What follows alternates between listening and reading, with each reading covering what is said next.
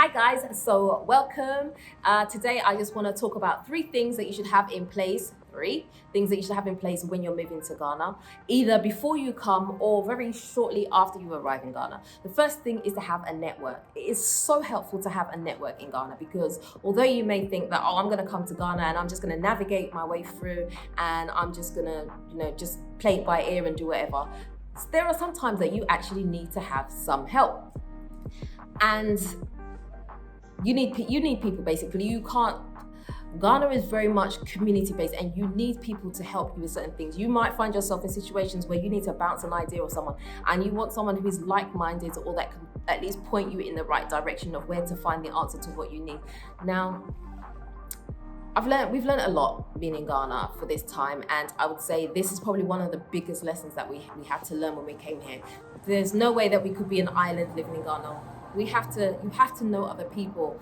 There are various ways that you can get to know other people in Ghana. I mean, you only need to go sit at a restaurant and you will, you basically make friends with people quite easily, just doing even just random day-to-day stuff. But there are also Facebook groups out there that can help you as well. You only need to just do a quick search on Facebook, Ghana expat groups or whatever you want to call them, and you'll find a couple of those pop up. And those are really helpful because sometimes you may need help with, finding a place to live or something like that. And there are tons of people that can give you various options and point you in the right direction. So those are really, really important to have in place when you come. It will stop you making a lot of mistakes. And believe me, there are a lot of mistakes that can happen when you move to Ghana or even any African country. So you don't want to do that. Right. So number two that you need to have in place is your finances. Now, I cannot stress this one enough. And the reason I cannot stress this one enough is because we as a family found ourselves in our own financial predicament when we moved to Ghana. And it was not a very nice situation to be. Because you can't necessarily rely on other people to bail you out of situations that you found yourself in. So there's a bit of noise. I hope it's not going to interrupt. So you need to make sure your finances are tight. Have a plan, a solid plan of what you're going to do when you arrive.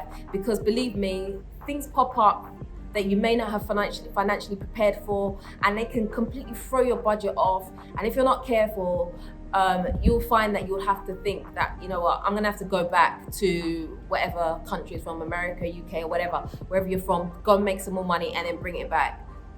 I mean, it's nice to have to be able to have the option of, going back if you want to, but that's not really what it should be about. You should want to go back because you want to go back for something, not because you're forced to go back because you need to earn more money. There are a ton of ways that you can make money, even just online, starting a business, anything like that, but have something solidly in place. The mistake we had when we came to Ghana was that we felt that we had properties that we were renting out in the UK and that would take us through. But actually, things happen. I mean, things that you don't expect. Like we had a situation where our tenants then moved out of the property and then we were left to cover the mortgage, and now we didn't have an income anymore in Ghana, and it kind of threw us off course. I mean, that's a whole nother video in itself anyway. But things can happen, so it's really good to have multiple streams of income when you're coming to Ghana. Do not take it as a joke because there is no fallback system here. If you land on rough times, there is nothing like that. Literally, if you fall on hard times, you've fallen on hard times.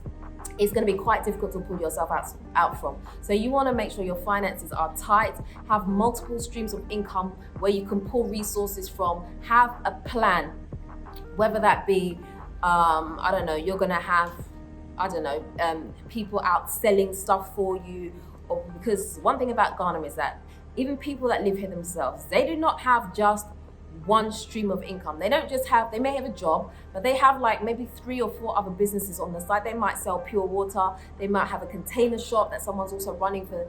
They have a ton of other stuff that they do so that if one thing fails, they've got something else to carry them through. And I think that's a culture that we don't necessarily have in the UK. You have your job, you go to work every day, and that's the money you rely on. And God forbid you're made redundant, everything comes to an end. But the safety net that you have in the UK is that government can usually help you. You can sign on and you'll get some money every week. You know, you're not necessarily going to end up straight away on the streets. Nothing like that is going to happen in those kind of developed countries. Whereas in Africa, it's a very different climate. If you fall on hard times, you've basically had it, and you don't want to do that. So that is my that's my number 2 advice for you. And number 3 is to learn the culture. I can't say that enough. Please learn the culture when you come, because if you don't, you can find yourself in a ton of situations, misunderstandings happen, and all kinds of things. So learn the culture so that you don't offend people, and so that you don't take offense to certain things, because it is very, very, very different here, and it takes a while to kind of get your head around that. Even if you've got, you know, some sort of African history in you already, there is a ton more to learn. I mean, for me, both my parents are Ghanaian, but when we came to Ghana, I had so much to learn, just because I'd never lived in Ghana for a long period of time, and so I had to learn to say good morning to everybody you see, whether you know them or not. And for me, that was strange. Like, I don't know you. Why do I have to say good morning to you every single time I'm passing someone? I say good morning, good afternoon, good evening. I'm tired. Like, it was really hard. I know that sounds like really silly, but that was really hard for me to adjust to that thing. I mean, it's not even just that. There's a ton of culture here in Ghana, and you have to learn it. There are things that you can't say to people here, because they will take offense to what you're saying. And also, sometimes when you see African people talking, sometimes it looks like, a fight's about to break up. But no, it's not a fight, it's about to break up. Sometimes it's the language. People sometimes, they like to talk with their hands. They're quite expressionate, and depending on the language that they're speaking, sometimes it might seem aggressive to you because you're not used to it. And you're like, whoa, what's going on here?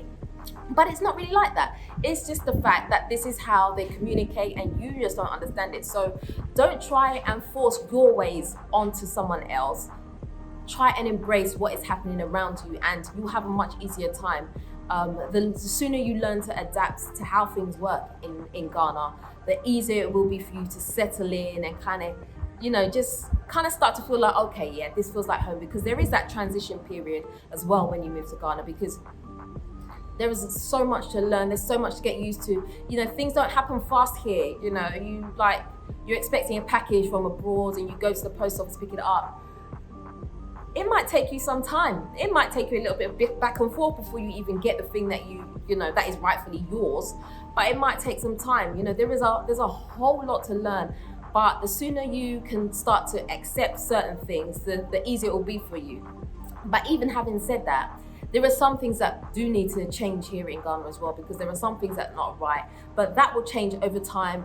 The more people that kind of try and come back and live in Africa, and then slowly we make changes to things. But definitely, those are my 3 things that you must do when you're coming to Ghana. So just to recap, the first one was, what was the first one? Were you listening? I can't remember. I can't remember what I said because I'm just talking. But anyway, the first one was I can't remember. I'm not going to say in order because I don't remember. So the first one was the culture. The second one was your finances. And the first one was to, get yourself a network of people. That was it. 1, 2, 3. Your network, your finances, and the culture. Those are definitely my top 3 tips for moving to Ghana. Get those things in place, and you'll have a much, much smoother transition. And that's it for me for today. I hope you've learned something. I hope that you've managed to have your eyes opened a little bit. And that's it for now, guys. Until next time, peace.